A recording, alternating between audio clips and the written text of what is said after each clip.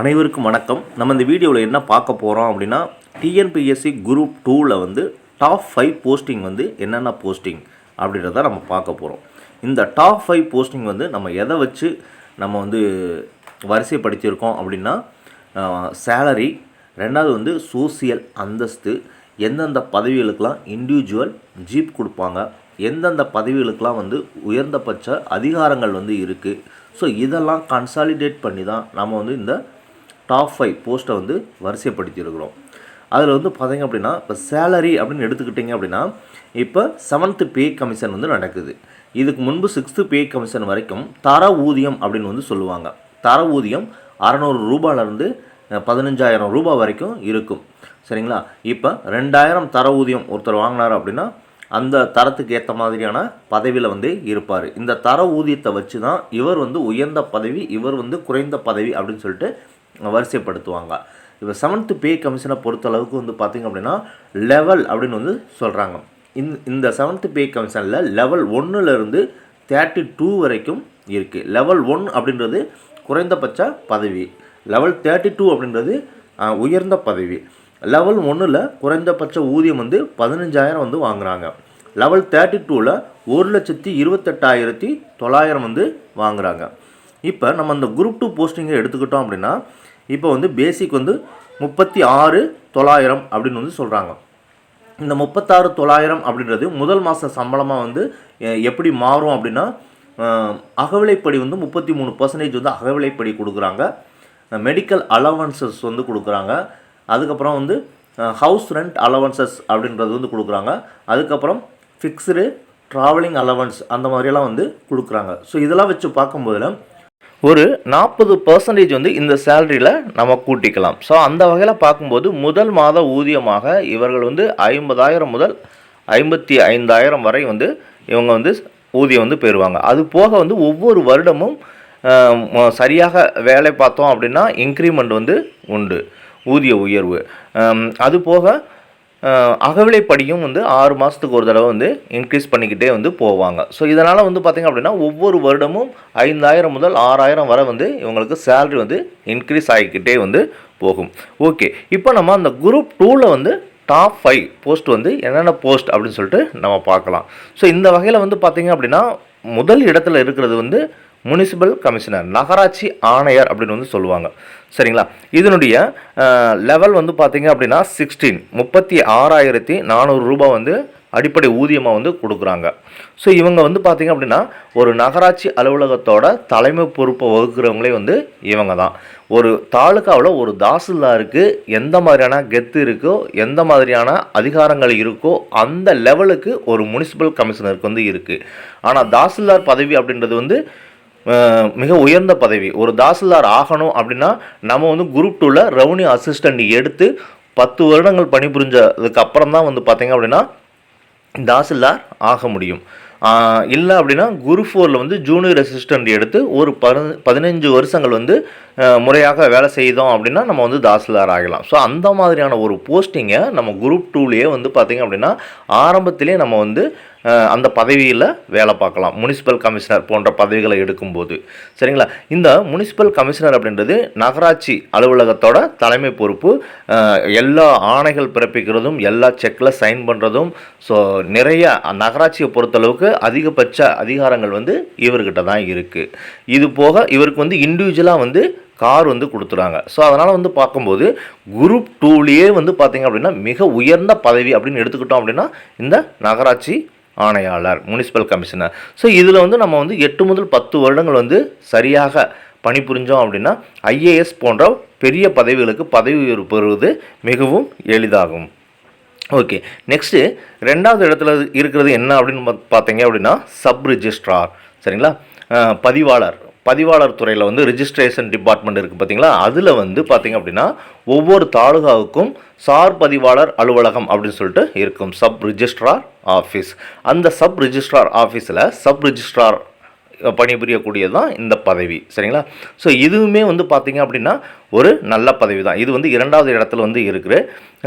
அந்த தாலுகாவில் உள்ள நிலத்தை வந்து பட்டா மாறுதல், நிலத்தை வந்து கிரயம் பண்ணி வாங்குறது, ஸோ இந்த நில சம்பந்தமானதும் அதுக்கப்புறம் வந்து பார்த்திங்க அப்படின்னா பதிவு செய்கிறது, திருமண பதிவு, கூட்டுறவு சங்கங்கள் பதிவு, அரசியல் கட்சிகள் பதிவு. ஸோ இந்த மாதிரியான பதிவு செய்கிறதும் வந்து பார்த்திங்க அப்படின்னா அந்த பதிவுத்துறையோட வேலை.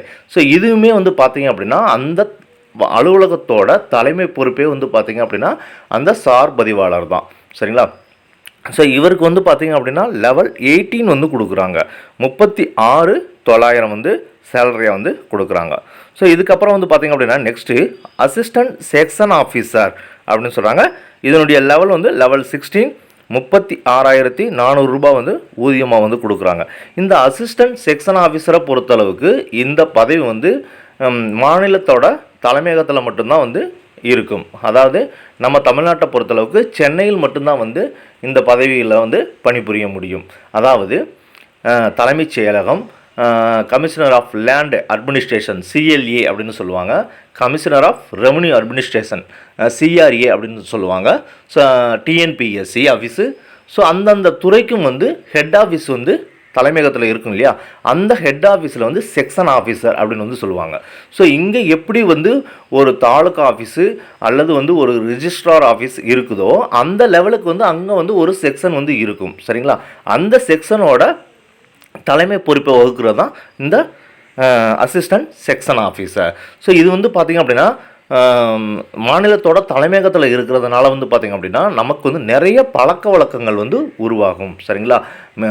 உயர்ந்த பதவியில் இருக்கக்கூடிய IAS, IPS இந்த மாதிரி பதவியில் இருக்கக்கூடிய அதிகாரிகள் கூடலாம் வந்து ஈஸியாக பழகக்கூடிய வாய்ப்புகள் வந்து இருக்கும். அதுபோக அரசியல் கட்சி அமைச்சர்கள், சட்டமன்ற உறுப்பினர்கள் மற்றும் மிக உயர்ந்த பதவிகள் இருக்கக்கூடியவர்கள்ட்டெல்லாம் வந்து நம்ம பழகிறதுக்கான வாய்ப்பு வந்து எளிதில் வந்து கிடைக்கும். அதனால் நம்ம தலைமையகத்தில் இருந்து நம்ம ஸ்டேட் ஃபுல்லாக நமக்கு வந்து நம்ம என்ன வேலை அப்படின்னாலும் நம்ம அங்கேருந்தே வந்து அந்த வேலையை வந்து செஞ்சு முடிச்சுக்கலாம். அந்த அளவுக்கு வந்து இந்த பதவியில் வந்து அதிகாரங்கள் வந்து இருக்குது. நெக்ஸ்ட்டு 4வது இடத்துல இருக்கிற அந்த பதவி என்ன அப்படின்னா, ஒரு பதவி வந்து லேபர் இன்ஸ்பெக்டர் ஒன்று, ரெண்டாவது வந்து பார்த்திங்க அப்படின்னா assistant inspector in local fund audit department. So இந்த 2 பதவிகளுமே வந்து பார்த்திங்கன்னா 4வது இடத்துல வந்து இருக்குது. இதனுடைய சேலரி லெவல் அப்படின்னு பார்க்கும்போது 12 வந்து கொடுக்குறாங்க, 35,600 வந்து கொடுக்குறாங்க. ஸோ இந்த 2 பதவிகளுமே வந்து பார்த்திங்க அப்படின்னா இன்ஸ்பெக்ஷன் ஆஃபீஸர் பதவிகள். நம்ம வந்து தொழிலாளர் துறை அப்படின்னா அதுக்கு சம்மந்தப்பட்ட இந்த நியாய விலை கடைகள், தொழிலாளர்கள் மாதிரி எங்கெங்கெல்லாம் ஒர்க் பண்ணுறாங்களோ, அதாவது வந்து இந்த பேருந்து ஓட்டுநர்கள், ஸோ இந்த மாதிரியான துறைகளில் வந்து ஆய்வு பண்ணக்கூடியதான் அவங்களுடைய வேலை. ஸோ அவங்களுக்கு இண்டிவிஜுவலாக ஜீப் இல்லை அப்படின்னாலும் டிபார்ட்மெண்ட்லேருந்து அவங்களுக்கு வந்து ஜீப் வந்து ப்ரொவைட் பண்ணி கொடுப்பாங்க. ஸோ அதே போல் தான் வந்து பார்த்திங்க அப்படின்னா இந்த assistant inspector in local fund audit department. So இவங்களுக்குமே வந்து பார்த்திங்க அப்படின்னா ஜீப் வந்து ப்ரொவைட் பண்ணி கொடுப்பாங்க. இவங்களுக்கு வந்து இன்ஸ்பெக்ஷன் பண்ணுறது தான் வந்து ஒர்க்கு. இந்த 2 டிபார்ட்மெண்ட்டுக்குமே பார்த்தீங்க அப்படின்னா அட்டண்டன்ஸ் வந்து கிடையாது. ஸோ அவங்க வந்து இன்ஸ்பெக்ஷன் பண்ணி அதனுடைய ரிப்போர்ட்டை வந்து வீக்லி ஒன்ஸ் வந்து அவங்களுடைய ஹெட் ஆஃபீஸ்க்கு அனுப்பி வச்சா போதும். ஸோ அதனால் வந்து பார்த்திங்க அப்படின்னா நிறைய டைம் வந்து நமக்கு வந்து சேவ் ஆகும். அந்த டைமில் வந்து நம்ம வேறு எக்ஸாம்ஸ்க்கு வந்து நம்ம படிக்கலாம். ஸோ அதனால் வந்து பார்த்திங்க அப்படின்னா இந்த பதவிகள் வந்து 4வது இடத்துல வந்து இருக்குது. நம்ம குரூப் 1 அல்லது சிவில் சர்வீஸ் இந்த மாதிரியான பதவிகளுக்கெலாம் நம்ம படித்தோம் அப்படின்னா சீக்கிரமாக வந்து ப்ரொமோஷன் ஆகிட்டு போயிடலாம். நெக்ஸ்ட் வந்து பார்த்திங்க அப்படின்னா 5வது இடத்துல இருக்குது ஜூனியர் எம்ப்ளாய்மெண்ட் ஆஃபீஸர். இதனுடைய லெவல் வந்து பார்த்திங்க அப்படின்னா 18 வந்து கொடுக்குறாங்க, 36,900 ரூபாய் வந்து அடிப்படை ஊதியமாக வந்து கொடுக்குறாங்க. அதாவது வந்து பார்த்திங்க அப்படின்னா ஒவ்வொரு டிஸ்ட்ரிக்ட்லேயும் மாவட்ட வேலைவாய்ப்பு அலுவலகம் வந்து இருக்கும். அந்த மாவட்ட வேலைவாய்ப்பு அலுவலர் டிஸ்ட்ரிக்ட் எம்ப்ளாய்மெண்ட் ஆஃபீஸர் இருப்பார். ஸோ அவருக்கு அடுத்த பதவி தான் இந்த ஜூனியர் எம்ப்ளாய்மெண்ட் ஆஃபீஸர். ஸோ இதுவுமே பார்த்திங்க அப்படின்னா மிக உயர்ந்த பதவி தான். குரூப் 2லேயே வந்து பார்த்திங்க அப்படின்னா செலக்டடாக நம்ம சொல்லக்கூடிய பதவிகளில் இதுவும் ஒன்று தான். என்ன அப்படின்னா நிறைய நபர்களுக்கு வேலை வாய்ப்பு வந்து நம்ம வழங்குறதுக்கான அந்த ஒரு நல்ல பணியை செய்கிறதுக்கான வாய்ப்பு வந்து நமக்கு வந்து கிடைக்கும். அதாவது மாற்றுத்திறனாளிகள் இருப்பாங்க, அதுக்கப்புறம் ஆதரவற்ற விதவைகள் வந்து இருப்பாங்க, மிக ஏழ்மையாக இருக்கக்கூடிய சமுதாயத்திலேருந்து வரவர்கள் இருப்பாங்க. ஸோ அவங்களுக்கெல்லாம் நம்ம வந்து ஒரு நல்ல வேலை வாய்ப்பை வழங்கி அவருடைய வாழ்க்கையை வந்து வளப்படுத்துறதுக்கு இது வந்து ஒரு நல்ல வாய்ப்பாக வந்து இருக்கும். அதனால் வந்து பார்த்திங்க அப்படின்னா சமுதாயத்தில் ஒரு நல்ல அந்தஸ்து தரக்கூடிய பதவியில் இதுவும் ஒன்று தான். ஸோ இதுதான் வந்து பார்த்திங்க அப்படின்னா குரூப் 2லேயே வந்து பார்த்திங்கன்னா டாப் 5 போஸ்ட்டாக வந்து இருக்குது. சரிங்களா? சில பதவிகளுக்கு இண்டிவிஜுவலாக கார் கொடுப்பாங்க, சில பதவிகளுக்கு உயர்ந்தபட்ச அதிகாரங்கள் இருக்கும். சரிங்களா?